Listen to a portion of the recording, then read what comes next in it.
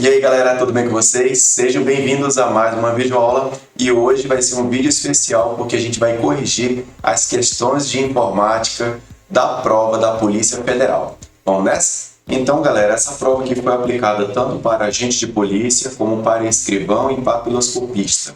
Tá? Então vou corrigir aqui as principais questões do conteúdo programático da área de informática. Tá? Não coloquei todas, mas eu coloquei aqui as principais e tem bastante questão para também não ficar tão longo o nosso vídeo, ok? Vamos trazer aqui a nossa primeira questão da área de informática que diz o seguinte: a respeito de internet e de intranet, julgue os itens a seguir. No Linux, o comando pwd é utilizado para realizar a troca de senha das contas de usuários do sistema, ação que somente pode ser realizada por usuário que tenha determinados privilégios no ambiente para executá-la. Certo ou errado? O que vocês acham? O que vocês marcaram? Tá? Essa questão aí está errada. Tá? A gente falou a respeito de sistemas operacionais, a gente comparou o Linux com o Windows, né? Conhecemos alguns comandos, até falei um pouquinho a respeito de que o pwd é um comando para encontrar um caminho, né, para um diretório atual. Aí eu dei esse mesmo exemplo aqui que eu estou mostrando para vocês numa aula passada, tá? Então o comando vai retornar o caminho completo, né? Então ele traz aqui o caminho que você está dentro do diretório. Então é para isso que serve esse comando, por isso que a questão deu errada. Vamos ver a próxima. A versão atual do Google Chrome dispõe de recurso que permite avisar o usuário sobre a possibilidade de ele estar utilizando uma combinação de senha e de nome de usuário comprometida em um vazamento de dados em um sítio, que é um site, né? Ou em um aplicativo de terceiros. Certo ou errado? Então, a resposta dessa questão é certo. Tá? O Google Chrome tem lá na parte de configurações, quando você clica lá em configurações, você visualiza essa parte aqui, ó, confirmação de segurança, né? E aí se você ler esse trecho aqui, ó, o Chrome pode ajudar na proteção contra violações de dados, extensões maliciosas e muito mais. E quando você clica nesse confirmar agora, ele sai fazendo uma verificação, tá? Então depois ele mostra essa tela aqui, ó, a confirmação de segurança foi executada há pouco tempo. Então ele verifica as atualizações do Google Chrome, a questão das senhas, olha só, que foi mencionado, ó, não foram encontradas senhas comprometidas, a navegação segura está ok, né? As extensões também, software do dispositivo tá tudo ok. Beleza? Então ele faz essa verificação sim. Próxima questão. A forma correta para pesquisar no Google a correspondência exata da frase crime organizado, entre aspas, né, exclusivamente no site da pf.gov.br abre aspas, né, crime organizado, fecha as aspas, in pf.gov.br. Certo ou errado? E aí eu fiz alguns testes, pessoal. Essa questão aqui está errada, tá?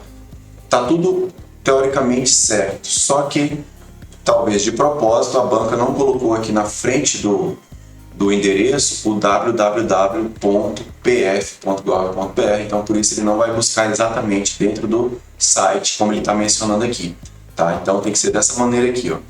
Abre aspas, crime organizado, que você está procurando exatamente esse texto, né? Crime organizado. E aí fecha aspas e aí tem aqui a palavrinha in, né? Que ele vai procurar onde, né?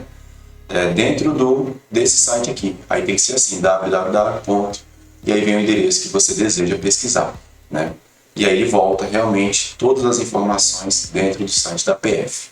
Tá? Então, de propósito, claro, né? A banca fez esse testezinho para saber se o pessoal está atento. Tem que estar o endereço completo.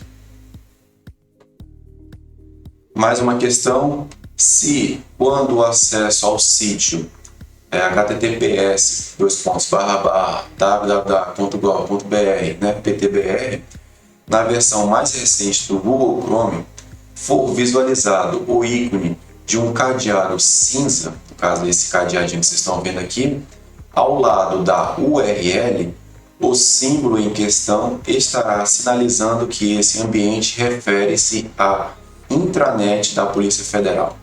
Certo ou errado? E aí essa questão está errada, tá? Bem fácil, porque esse cadeadinho não tem nada a ver com intranet, né? Não tem nada a ver. E ele significa que a sua conexão é segura. Então, quando eu acessei aqui esse endereço que eles mencionaram, tem de fato o cadeadinho, porque a gente está acessando via HTTPS, né? Que é justamente uma conexão segura, onde as senhas, os números de cartão permanecem privados quando são enviados para esse tipo de site. Ok? Aí tem uma questão da certificação, dos cookies, da configuração do site, tudo isso é verificado no navegador web.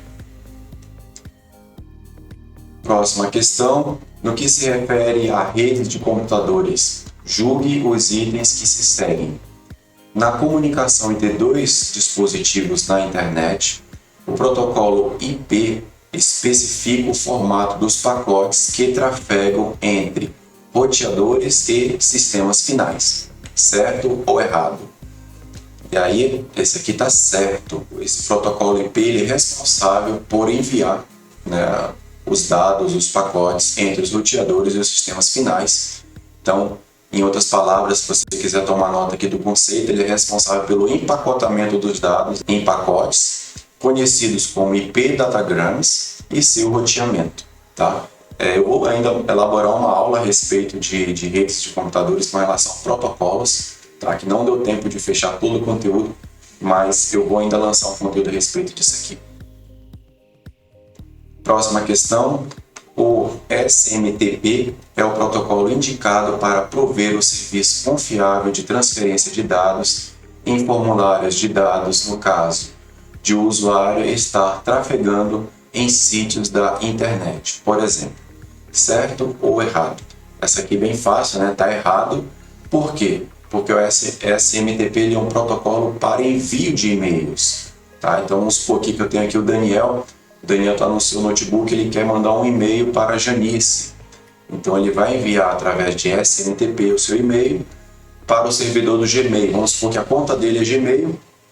O servidor Gmail recebe a mensagem, envia SMTP também para o servidor do Yahoo, que no caso é o servidor de e-mail da Janice, e aí a Janice vai recuperar esse e-mail através de um outro protocolo chamado POP, ou então IMAP.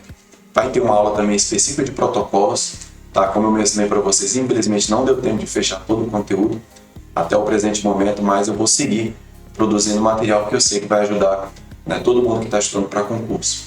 Ok? Então temos aqui uma breve explicação do protocolo SMTP.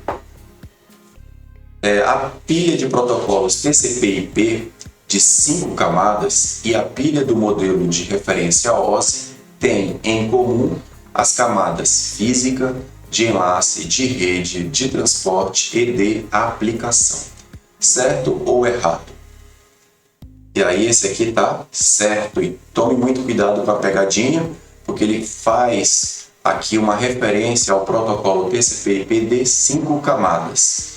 Tá? Por que eu digo isso? Porque existe na literatura o protocolo TCP/IP com 4 camadas, tá? Mas a versão mais atualizada também tem com 5.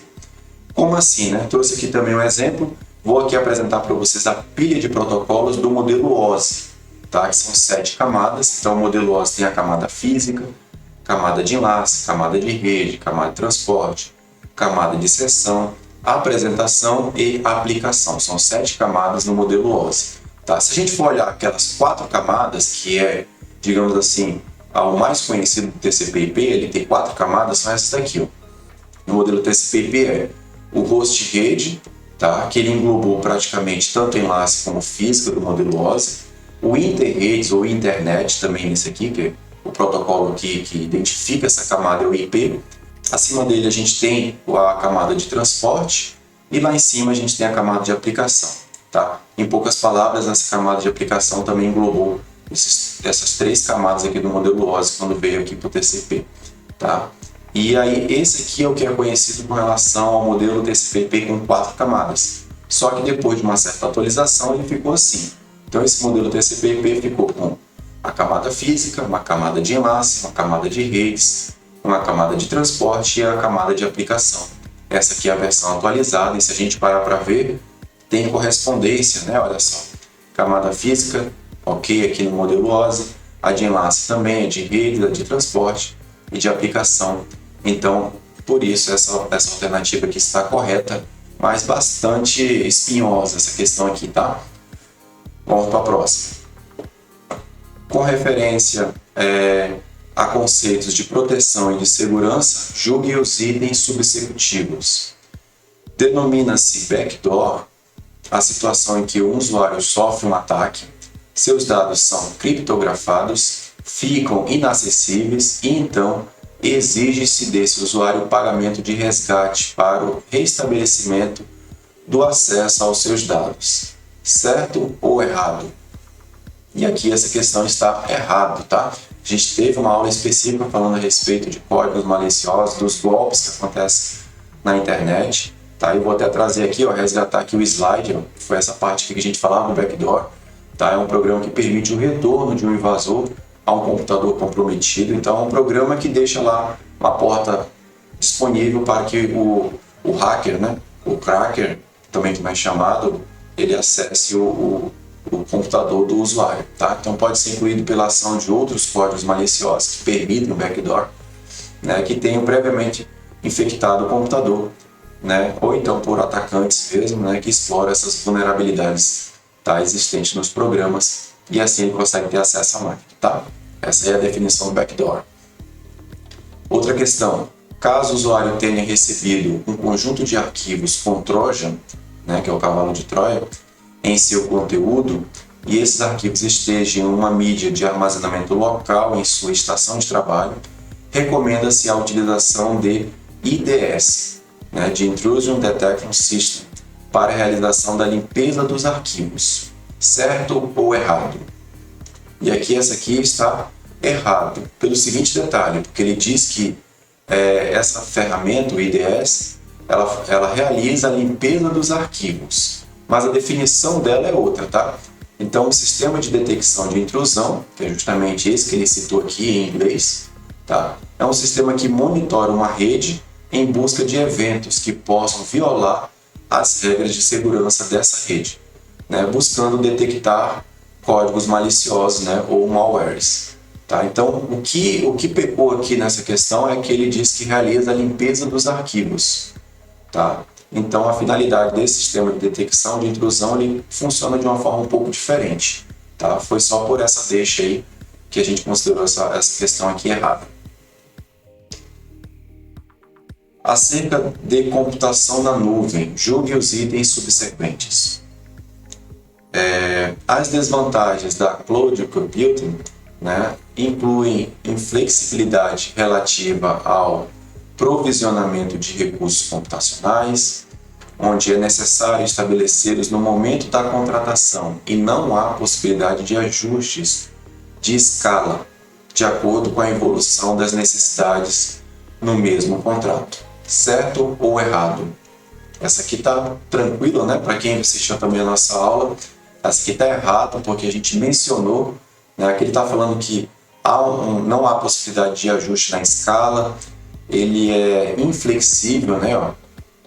Possui inflexibilidade com relação aos recursos computacionais, né? Então a gente viu, teve uma aula que eu apresentei essa imagem aqui para vocês, falei das vantagens da computação em nuvem, olha só o que tem aqui, ó.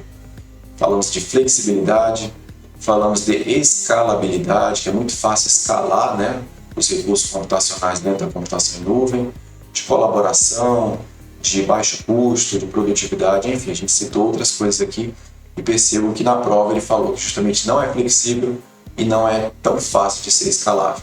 Então essa aqui está errada. Aqui ele utiliza uma outra ferramenta de computação em nuvem, que é a plataforma, né, o PaaS, que é a plataforma como um serviço, contém os componentes básicos da tecnologia da informação na nuvem e oferece o mais alto nível de flexibilidade, que ele reconhece, né, a flexibilidade, e de controle de gerenciamento sobre os recursos de tecnologia da informação no que diz respeito a Cloud Computing. Certo ou errado? Aqui o que pegou foi que ele disse que essa plataforma como serviço contém os componentes básicos da TI, tá? E aqui está errado por quê? Porque justamente essa plataforma aqui, ó, ela provê serviços de desenvolvimento de sistemas. O que oferece o serviço base seria o software como serviço, onde tudo funciona no web browser, no navegador. Tá? Então essa aqui oferece serviços básicos. Tá? E aqui ela é uma plataforma que já oferece um serviço intermediário. Esse é o entendimento que se tem quando se fala, tá, da plataforma como serviço. Próxima questão. Considerando a teoria geral de sistemas e sistema de informação, julgue os itens a seguir. À medida que o sistema sofre mudanças, o ajustamento sistemático ocorre de forma contínua dessas mudanças e dos ajustamentos decorrem fenômenos como, por exemplo, a entropia e a homeostasia, certo ou errado? E essa aqui está correta, tá? A gente falou a respeito disso na nossa aula passada, inclusive, né, antes da prova. A gente falou a respeito do que seria entropia e do que seria homeostasia, que ele citou aqui. Tá? Eu trouxe aqui também, olha só, na aula passada a gente falou que a entropia é quando o sistema se move para desorganização, autodestruição, né? E essa homeostase, ela é o sentido inverso, de tentar deter esse processo entrópico. Então, se a gente voltar aqui, o sistema sofre mudanças. Tá? Toda vez que ele passa por mudança, ele vai rumo à entropia. Ele começa a ter desordem. Então, a entropia é justamente quando o sistema começa a ficar desorganizado. Então, ele entra em entropia. E o ajustamento sistemático ocorre de forma contínua, acontece a entropia e a homeostasia. Então, são as duas coisas, tanto a entropia, que é a desordem, tá? Então, essa desorganização, essa autodestruição e decadência do sistema acontece por meio da entropia. E a homeostasia, que é essa homeostase que a gente comentou na nossa aula, é o processo inverso. De quê? De tentar manter equilibrado, olha só. Gente, isso aqui também eu resgatei o slide da aula passada, tá? A homeostase é um movimento de renovação e preservação do caráter básico do sistema, busca o equilíbrio do sistema. Então, a gente falou a respeito disso também, caiu na prova. E vamos para a próxima, então, aqui. Uma das etapas descritas em um método de desenvolvimento de sistema clássico é a de análise e definição de requisitos, etapa em que as restrições e as metas do sistema são obtidas por meio de consulta a usuários, com o objetivo de realizar a especificação do sistema, certo ou errado? E aqui essa questão está certa. Por quê? Ele está falando da parte de análise e definição de requisitos. Se a gente for lembrar bem, as etapas para o desenvolvimento de sistema são essa aqui, ó. Levantamento de requisitos, análise de requisitos, projeto de software, implementação, teste de software, implantação. Isso tudo a gente falou nas aulas passadas aí, tá? E aí o que ele está fazendo referência, ó, a parte de análise e definição de requisitos, ele está se referindo a essas duas primeiras etapas aqui do desenvolvimento, ó. Tanto a parte de levantamento de requisitos, como a parte de análise de requisitos. Tá? Então, tanto a análise como o levantamento se refere à parte das metas do sistema, né, onde são obtidas por meio de consulta ao usuário, que a gente falou que pode acontecer uma entrevista, questionário, workshop, né? Então está tudo ok nessa questão aqui. Próxima questão, cada sistema existe dentro de um meio ambiente constituído por outros sistemas, e nesse contexto os sistemas abertos caracterizam-se por consistirem em um processo infinito de intercâmbio com o seu ambiente para a realização da troca de informações, certo ou errado? Essa aqui está correta, tá? O único ponto que me causa uma dúvida nessa correção é a parte do processo infinito, uma palavra muito forte, né? É um processo infinito de intercâmbio que nunca acaba. Talvez só isso possa dizer que essa questão esteja errada. Fora isso, não vejo nada de errado nessa questão, tá? Só acender o alerta para esse processo infinito aqui, tirando esse detalhe que a banca pode, né, considerar como sendo uma palavra que tornou essa questão errada. Fora isso, eu considero que está certo, tá? Como a gente está gravando antes de sair o gabarito, então a gente está fazendo aqui uma análise das questões. Com relação ao meio ambiente, né? Esse meio ambiente aqui é constituído nos sistemas abertos. A gente falou também de sistema aberto, de sistema fechado. Até trouxe aqui o slide, olha só. Foi tema das nossas aulas passadas. Falamos o que é um sistema aberto, o que é um sistema fechado. E o sistema aberto é justamente aquele que interage com o ambiente, ó, por meio de entradas e saídas. Ele é adaptativo, ele se ajusta para sobreviver às condições do meio. né? Diferente do sistema fechado, que ele não interage com o ambiente. Falamos disso tudo, tá? Próxima questão. Considere que a Polícia Federal tenha registrado em determinado período a prisão de 1.789 traficantes de drogas pertencentes a facções criminosas, conforme faixas etárias mostradas no gráfico. Está aqui o gráfico aqui embaixo. Com referência às informações e ao gráfico precedentes, julgue os itens subsecutivos. O número 1789 sozinho caracteriza uma informação, independentemente do contexto, certo ou errado. Isso a gente falou também, né? Isso aqui é sobre o conceito de dado, informação, conhecimento. E aqui, essa questão está errada. Tá? Primeiro que ele diz que o número 1789 sozinho caracteriza uma informação independente do contexto. E aí não. Tá? Qualquer número sozinho, fora de contexto, ele é um dado, ele não tem valor. Mas quando ele está contextualizado, ele vira uma informação. Próxima questão, ainda falando daquele gráfico, né?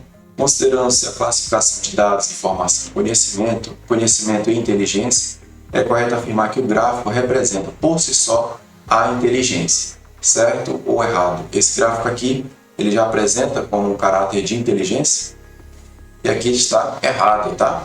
A inteligência é algo que exige síntese, análise, processamento, interpretações, né? E é por isso que cabe mais ao ser humano e agora à inteligência artificial fazer esse tipo de análise, tá?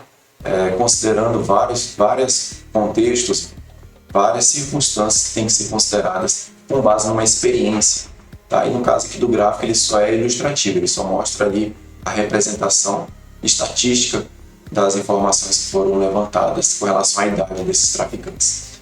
Ok? Então aqui considerado errado. Com referência aos conceitos de rede de computadores, julgue os itens a seguir. Os roteadores operam na camada de rede do modelo OSI, certo ou errado? Aqui eu juntei um pouco as questões para a gente não se prolongar muito.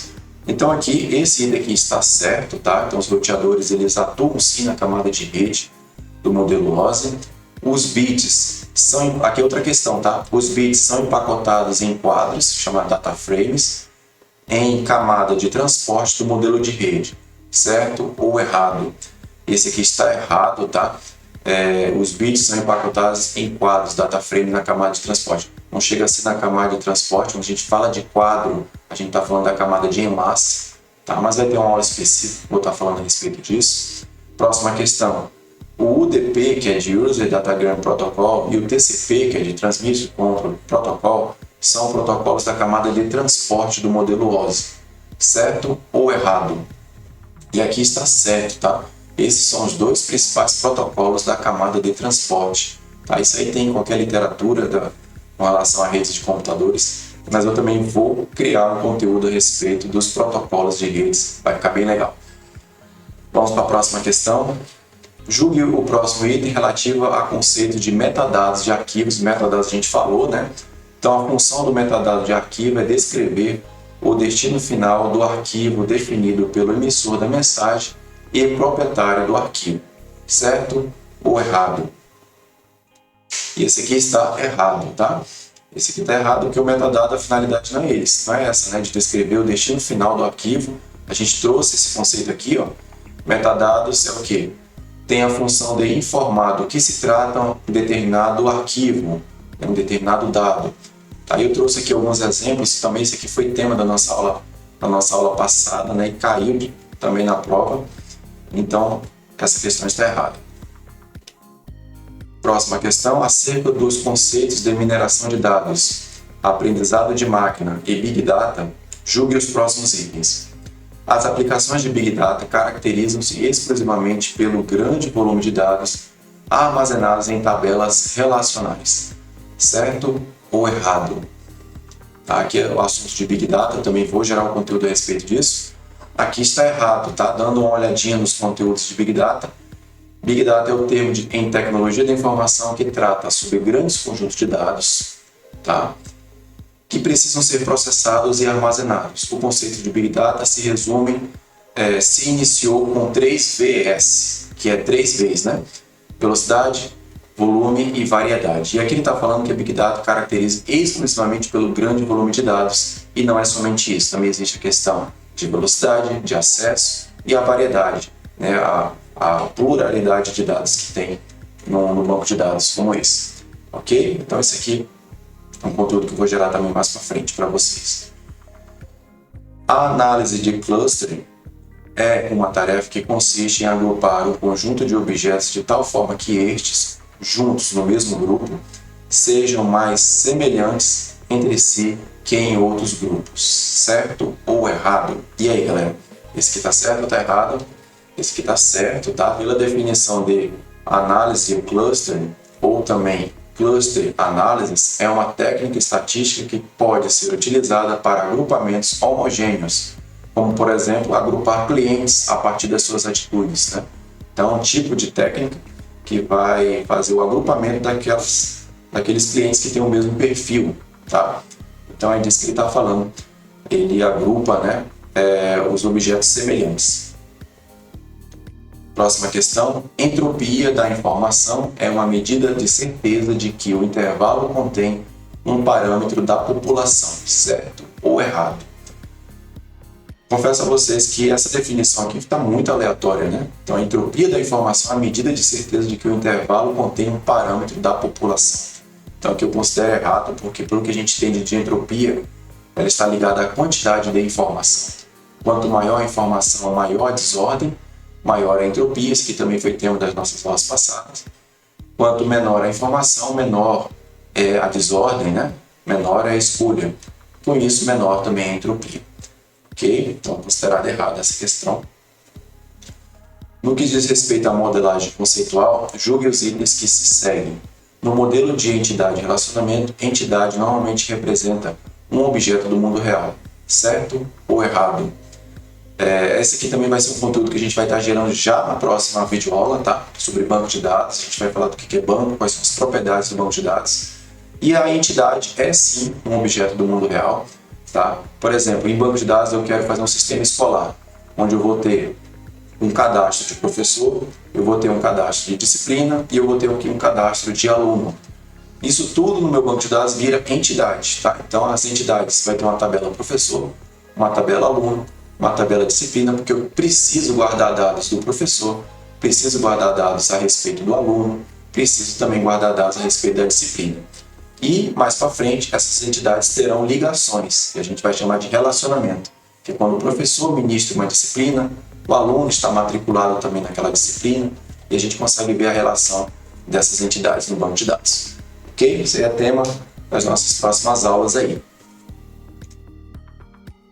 Se uma tabela de banco de dados tiver 205 atributos, então isso significa que ela tem 205 registros, certo ou errado? Essa aqui vocês tinham ideia do que se tratava ou chutaram, hein? Essa aqui, se não conhecer de banco, não entende mesmo, tá? Essa aqui está errada, tá? Essa aqui, ele está dizendo o seguinte, que uma tabela do banco de dados, se ela tiver 205 atributos, isso significa que ela tem 205 registros? Não, não é verdade. Vou tentar explicar rápido aqui para vocês. Vamos supor que essa tabela aqui de alunos, olha só. Eu tenho aqui o atributo 1, atributo 2, 3, 4, 5. Reticências aqui, atributo 203, 204, 205. Pronto. Tenho aqui os 205 atributos a respeito do aluno. O que é um atributo? São características, são dados a respeito daquela entidade. No caso aqui a gente está falando da tabela alunos. Então aqui eu tenho 205 atributos, ou seja, eu tenho 205 dados referentes ao aluno. Ok? E os registros vão estar aqui embaixo. Vou trazer agora um exemplo mais concreto para vocês entenderem melhor. Olha só. Imagine que eu tenho aqui, ó, CPF como o primeiro atributo, o RG é um segundo atributo, o nome do aluno é um terceiro atributo, telefone, e-mail, um monte de atributo aqui no meio nessas reticências. Lá no final tem pergunta se um atributo se tem filhos, se tem gato, se tem cachorro, se tem cão, tá? Então imagine que isso aqui são atributos, tudo referente ao aluno. E aqui embaixo eu tenho os registros, olha só. Nessa primeira linha eu tenho a Ana, eu tenho o Joey, eu tenho aqui a Lisa, o Jim, a Lana. Então aqui eu tenho todos os registros. Em resumo, pessoal, eu tenho 205 dados aqui, né, tipos de dados a respeito do aluno, ok? Então eu tenho 205. Mas agora eu não consigo afirmar para vocês quantos registros eu tenho nessa tabela. Isso não quer dizer que eu vou ter 205 alunos. Eu tenho 205 tipos de dados a respeito do aluno, né? Posso ter 100 mil, 1 milhão de registros de alunos com esses atributos aqui. Beleza? Vai ter uma aula específica disso que eu tive que resumir bastante, tá? Mas a gente vai falar a respeito disso ainda mais para frente. Julgue os itens a seguir relativos a conceitos de base de dados, documentação e prototipação. A atomicidade refere-se à propriedade de sistema gerenciador de banco de dados, o SGBD, que garante que os dados armazenados sejam indivisíveis, certo ou errado. E aqui, pessoal, tem uma pegadinha, tá? Pelo menos foi o que eu interpretei dessa questão. Considero que está errada essa questão aqui, depois que não saiu o gabarito oficial. Eu espero que se confirme, porque aqui ele está falando o seguinte, que a atomicidade é uma propriedade do sistema gerenciador de banco de dados, tudo certo, SGBD, que garante que os dados armazenados sejam indivisíveis. Ao meu ver, essa parte aqui dos dados armazenados é que não faz sentido, tá? Porque os dados podem ser divisíveis, tá? Eu posso dividir esses dados. Mas a atomicidade ela funciona de uma maneira um pouco diferente disso. Vou trazer aqui um exemplo para fazer vocês entenderem um pouco de como eu estou lendo essa questão aqui.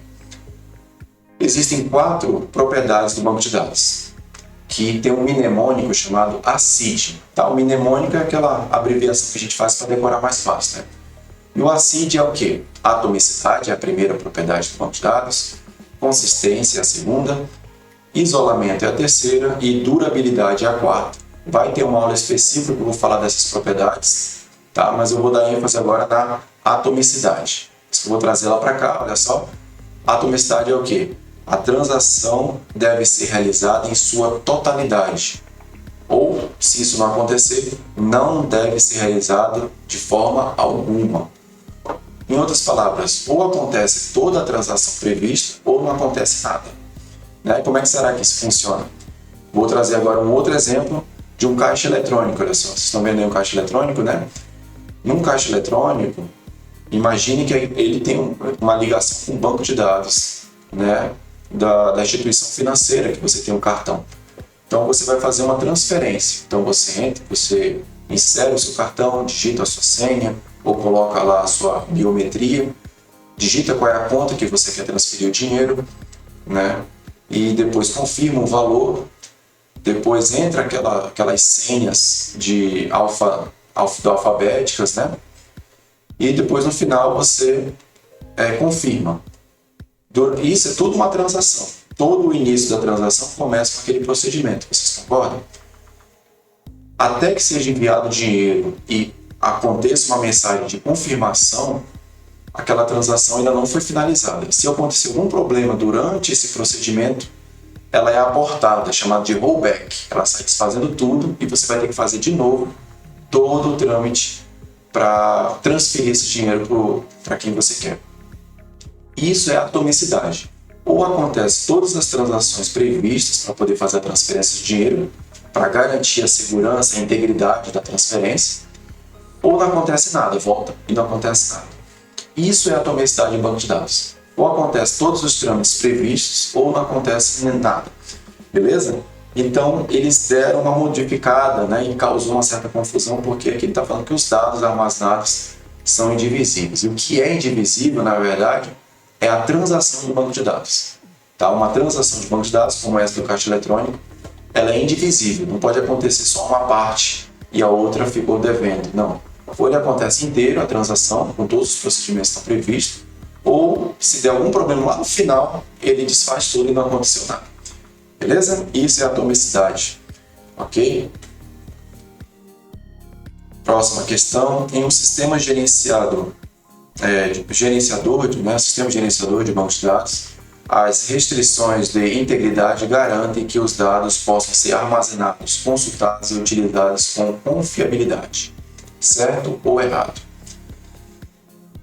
Esse aqui dá certo, tá, pessoal? Apesar de não ter uma definição muito clara a respeito disso, mas quando se fala de restrição de integridade, é garantir que os dados não vão ser alterados por ninguém. Tá? Então a gente entende que ele garante que os dados possam ser armazenados, consultados e utilizados com confiança. Tá? Integridade é o fato dos dados estarem íntegros, não ter sofrido nenhuma modificação por uma pessoa indevida. Okay? Então a gente entende, pela análise do texto, que essa questão está correta. Considerando os conceitos de chaves e relacionamento, julgue o item seguinte. Uma hiperchave é uma tupla é linha, tá? Numa tabela do banco de dados. Uma hiperchave é uma tupla que permite recuperar uma relação de uma tabela, certo ou errado. Essa aqui eles pegaram pesado assim, né? Usaram alguns termos técnicos. Essa questão de hiperchave, sendo bem franco, eu nunca ouvi falar. Tá? Já ouvi superchave. Agora hiperchave, então eu considero errada essa questão já pelo termo, por ainda utilizar aqui uma definição que é de uma outra nomenclatura, tá? A chave que faz essa recuperação com relação a uma tabela, né? Relação de uma tabela é ligação, tá? De uma tabela com outra. Que nem eu falei agora há pouco, né? Que vai ter a ligação do professor com a disciplina, do aluno com a disciplina, aquilo ali é relação de tabelas. A chave que faz essa relação de tabelas é chamada de foreign key, ou chave estrangeira. Tá? Então aqui, ó, chave estrangeira, ou foreign key, é a chave que aponta para uma outra tabela e permite a relação de uma tabela com outra. Ok? Vai ter uma aula específica disso também, não se preocupem. Tá? Aqui é tudo muito rápido, mas a gente vai explicar bem detalhado para todo mundo entender. No que se refere aos conceitos de dados estruturados e não estruturados, julgue o próximo item. Os dados estruturados diferenciam-se dos dados não estruturados pela rigidez em seu formato e pelo fato de poderem ser armazenados em campos de tabelas de um banco de dados relacional. Certo ou errado? E essa aqui está certo, tá? Então, os dados estruturados, eles se diferenciam dos não estruturados justamente por serem mais rígidos com relação à sua estrutura de armazenamento e justamente porque eles são alocados em tabelas. E é por isso que é chamado de banco de dados relacional. São tabelas que estão relacionadas. Tá? Então, tudo isso que a gente falou das questões anteriores está vinculado a essa definição de banco de dados relacional. Tá? Vai ter mais uma aula específica. Eu vou falar com bastante calma a respeito desse conteúdo também para vocês, ok? E aí finalizamos a nossa avaliação das questões. Lembrando que a gente está gravando essa videoaula antes do gabarito oficial. Pode ser que ocorram algumas mudanças, tá? Até mesmo de interpretação das questões. Isso acontece, tá? Então, claro, o pessoal entra com recurso, se baseia em algum autor específico, né?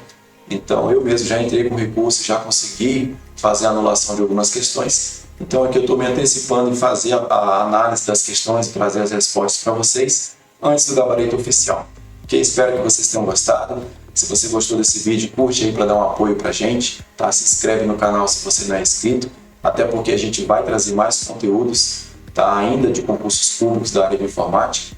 E ativa aí o sininho, a notificação, para você ser avisado quando sair os próximos conteúdos. Beleza? Vejo vocês na próxima. Até lá. Tchau.